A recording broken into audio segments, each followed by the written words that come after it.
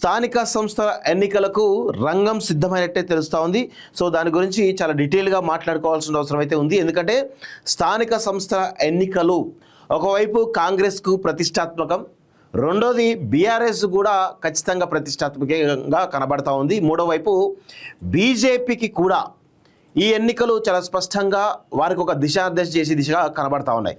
అయితే ఈ మూడు పార్టీల్లో ఎలాంటి ప్రభావం ఉండబోతుంది? ఈ మూడు పార్టీల్లో ఈరోజు ఖచ్చితంగా స్థానిక సంస్థల ఎన్నికల్లో పెను మార్పులు సంభవించేటువంటి అవకాశం ఉన్నట్టుగా చాలా స్పష్టంగా అర్థమవుతా ఉంది.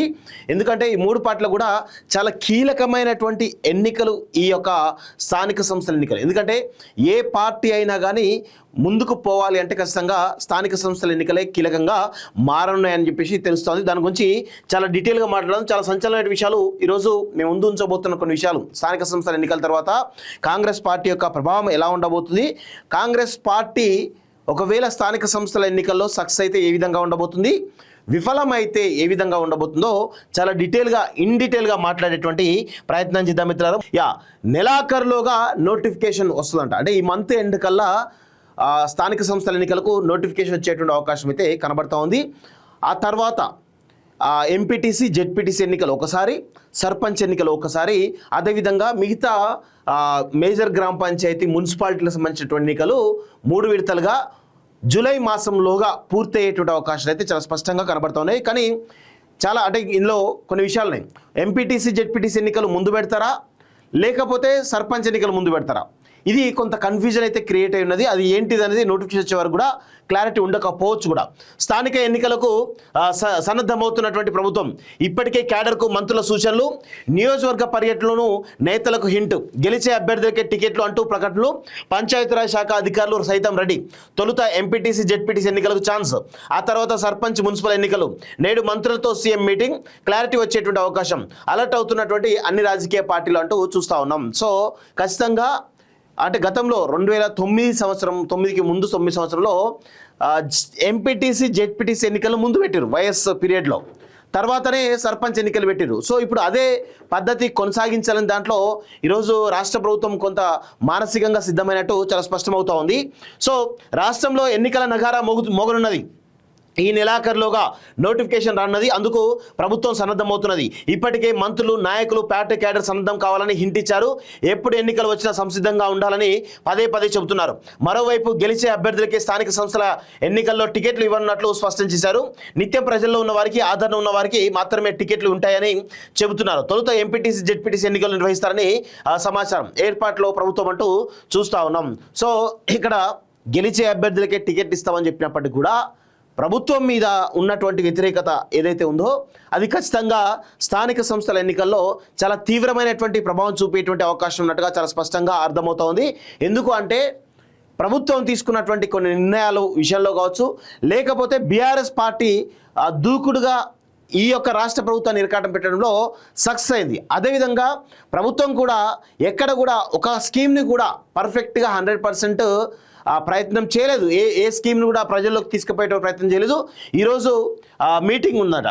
ఈ మీటింగ్ నేడు మంత్రులతో సీఎం మీటింగ్లో రైతు భరోసా పైన క్లారిటీ వస్తుంది. సో రైతు బంధు వేసిన తర్వాత ఖచ్చితంగా ఏదో ఒక అవకాశం ఉంటుందని రైతులందరూ కూడా మన వైపు ఉంటారని చెప్పేసి కొంత క్లారిటీతో ఉన్నట్టు తెలుస్తూ ఉంది. కానీ విపరీతమైనటువంటి నెగిటివిటీ వచ్చేసింది ప్రభుత్వం మీద. సో అది బీఆర్ఎస్ పార్టీకి అనుకూలంగా మారేటువంటి అవకాశం ఉన్నట్టు కూడా చాలా స్పష్టంగా అర్థమవుతుంది.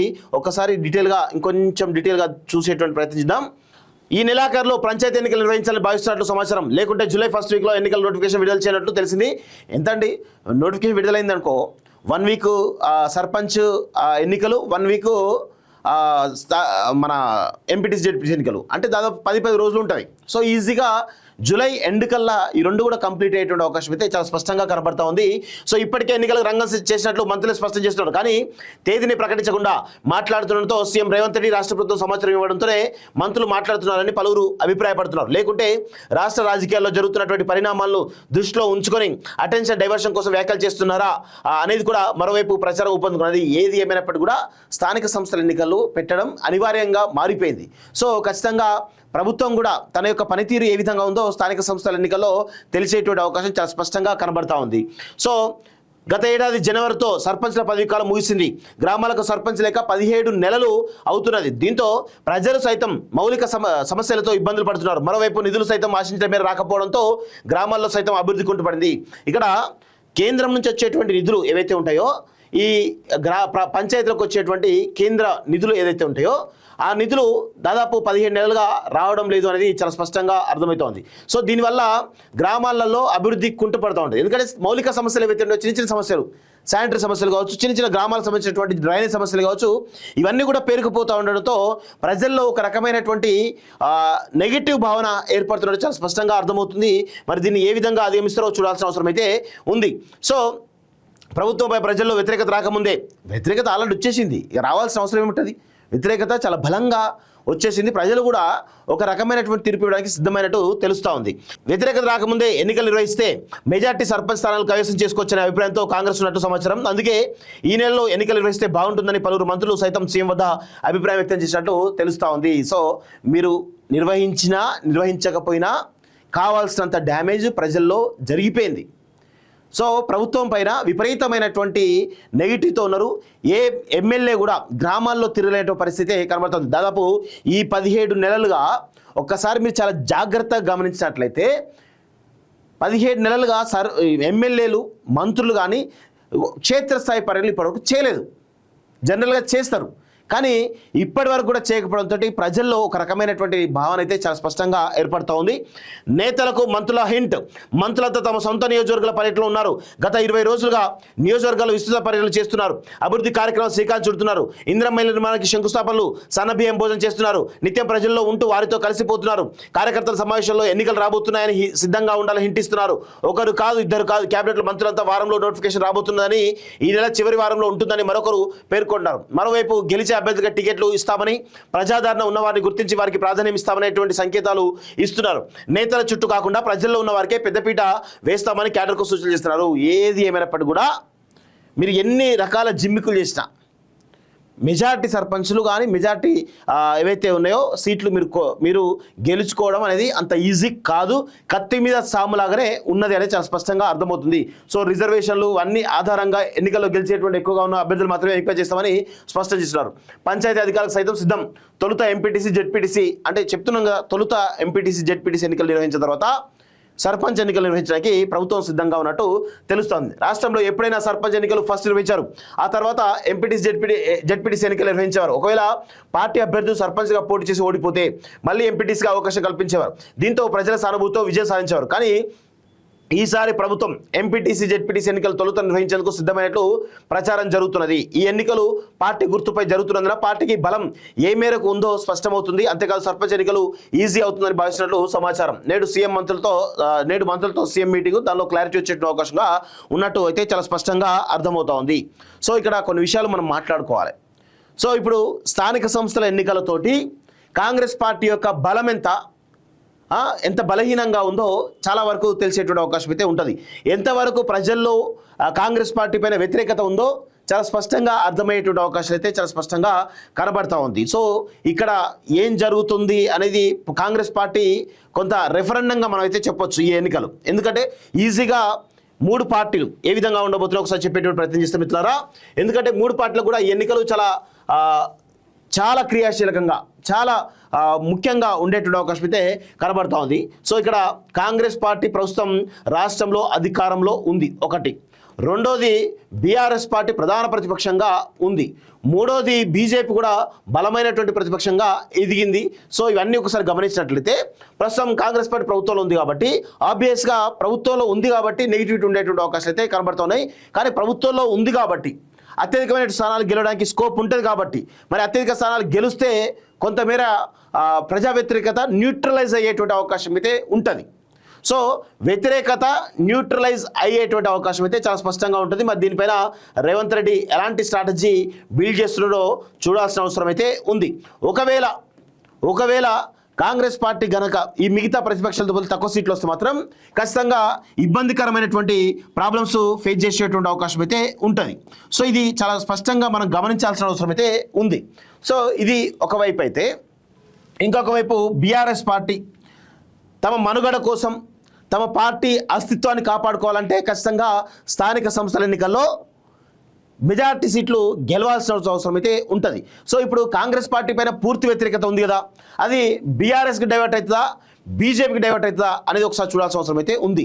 సో ఇక్కడ ఖచ్చితంగా ఎవరు అవునన్నా కాదన్నా బీజేపీకి బీఆర్ఎస్కి కొంతమేర పుంజుకునేటువంటి అవకాశం ఈ స్థానిక సంస్థలో ఖచ్చితంగా అవకాశం అయితే కనబడుతూ ఉంది. ఇది రియాలిటీగా గ్రౌండ్లో కనబడుతున్నటువంటి విషయం. ఎందుకంటే జనరల్గా కాంగ్రెస్ పార్టీ పైన ఉన్నటువంటి నెగిటివిటీ అవుతుందో అది బీఆర్ఎస్ కన్నా షిఫ్ట్ కావాలి, బీజేపీ కన్నా షిఫ్ట్ కావాలి. కానీ ఇక్కడ ఏమవుతుందంటే ఈ నెగిటివిటీ అవుతుందో పార్టీ పైన, ప్రభుత్వం పైన నెగిటివిటీ అవుతుందో బీఆర్ఎస్కి షిఫ్ట్ కాలేదు, బీజేపీ షిఫ్ట్ కాలేదు. ఎందుకంటే బీఆర్ఎస్ పార్టీలో ఉన్నటువంటి కేసీఆర్ నుంచి మొదలెట్టుకుంటే కేటీఆర్ కావచ్చు, కవిత కావచ్చు, హరీష్ రావు కావచ్చు, వీళ్ళపైన వస్తున్నటువంటి అవినీతి ఆరోపణలు కావచ్చు, దీంతో ప్రజలు కొంత బీఆర్ఎస్ పార్టీ పైన నమ్మకం కోల్పోయారు. అదేవిధంగా ఇప్పుడు కుటుంబం, కేసీఆర్ కుటుంబం ఏదైతుందో, కేసీఆర్ ఫ్యామిలీలో జరుగుతున్నటువంటి సంక్షోభం ఏదైతుందో ఆ సంక్షోభం కూడా కొంతమేర ఇబ్బందికరంగా కనబడతా ఉంది. కాబట్టి ప్రజలు మరి బీఆర్ఎస్ పార్టీని స్థానిక సంస్థల ఎన్నికల్లో ఆదరిస్తారా లేదా చూడాల్సిన అవసరం అయితే ఉంది. ఒకవేళ బీఆర్ఎస్ పార్టీ కనుక స్థానిక సంస్థల ఎన్నికల్లో పుంజుకుంటే కనుక ఖచ్చితంగా ఈ సమస్యలను కూడా పక్కన పోయి బీఆర్ఎస్ పార్టీని మళ్ళీ ప్రజలు నమ్మినట్టుగా భావించాల్సి వస్తుంది అనేది చాలా స్పష్టమైన సంకేతాలు ఏర్పడుతున్నాయి. సో దీన్ని ఖచ్చితంగా కేటీఆర్ అదేవిధంగా హరీష్ రావు ఒక ప్రతిష్టాత్మకంగా తీసుకొని బీఆర్ఎస్కి పునర్వైభవం తీసుకొచ్చే విధంగా చాలా పెద్ద ఎత్తున ప్రయత్నాలు అయితే చేస్తారు. దానిలో ఎట్టి పరిస్థితుల్లో వాళ్ళైతే వెనుకడు వేయరనేది చాలా స్పష్టంగా అర్థమవుతోంది. ఇంకొక వైపు బీజేపీ, ఇక బీజేపీ వాస్తవంగా గ్రౌండ్లో బీజేపీ చాలా తక్కువ, గ్రామాలలో బీజేపీ యొక్క బలం చాలా చాలా తక్కువ. వీళ్ళు గతంలో ఉన్న వాటికంటే ఒకవేళ పుంజుకుంటే గనక, గతంలో ఉన్న వాటికంటే పుంజుకుంటే గనక ఖచ్చితంగా బీజేపీకి భవిష్యత్తు ఉంటుంది. ఎందుకంటే బీజేపీలో నాయకత్వం అనేది, ప్రెసిడెంట్ లేకపోవడం కావచ్చు, నాయకత్వ సీనియర్ నాయకులు, అదేవిధంగా జూనియర్లు, సీనియర్లు వర్సెస్ జూనియర్లు, అంటే కట్టర్ హిందుత్వవాదులు వర్సెస్ కొత్తగా వచ్చిన వాళ్ళు ఎవరైతే ఉన్నారో వీళ్ళందరూ కూడా వాళ్ళ మధ్య సమన్వయం లేకపోవడంతో ప్రజల్లో బీజేపీ చులకన పడిపోయింది. సో గతంలో ఉన్న సీట్ల కంటే కనుక ఇంకా మెజారిటీగా బలంగా పుంజుకోగలితే, ఎందుకంటే అసెంబ్లీ ఎన్నికల్లో 8 ఎమ్మెల్యే సీట్లు వచ్చినాయి, పార్లమెంట్ ఎన్నికల్లో 8 ఎంపీ సీట్లు వచ్చినాయి. సో అట్లా ఇప్పుడు వాళ్ళు అనుకున్న దానికంటే భారీగా సీట్లు పొందగలిగితే మాత్రం బీజేపీకి భవిష్యత్తు ఉంటుంది. అంటే రాబోయే ఎన్నికల్లో ఖచ్చితంగా వాళ్లకు అవకాశాలు మెరుగుపడే అవకాశం అయితే కనబడతా ఉంది. సో ఇట్లా ఈ 3 పార్టీలు కూడా వాళ్ళ ఈ స్థానిక సంస్థల ఎన్నికల్లో వాళ్ళ బలాబలాలు నిరూపించుకునే అవకాశం అయితే చాలా స్పష్టంగా కనబడుతుంది. 3 పార్టీలు కూడా ఈ స్థానిక సంస్థల ఎన్నికలు అనేవి ప్రతిష్టాత్మకంగా ఉండబోతున్నాయి, చాలా స్పష్టంగా గుర్తుపెట్టుకోవాల్సిన అవసరం అయితే ఉంది. గ్రామాలలో మాత్రం ఖచ్చితంగా కాంగ్రెస్ వర్సెస్ బీఆర్ఎస్ ఫైటే అత్యధికంగా ఉంటుంది. అంతో కొంత బీజేపీ బలంగా పుంజుకునే అవకాశం అయితే ఉంటుంది. బీజేపీ బలంగా పుంజుకుంటే కనుక ఖచ్చితంగా వారికి మెరుగైనటువంటి అవకాశం ఉంటుంది, చాలా స్పష్టంగా అర్థమవుతోంది. విదేశాల్లో ఉన్నత విద్యను చదువుకోవాలని అనుకుంటున్నారా? అయితే వెంటనే ఫ్లైగ్రాడ్ ఓవర్సీస్ ఎడ్యుకేషన్ కన్సల్టెన్సీని సంప్రదించండి. మీ విదేశీ కలలను సాకారం చేసుకోండి. ఫ్లైగ్రాడ్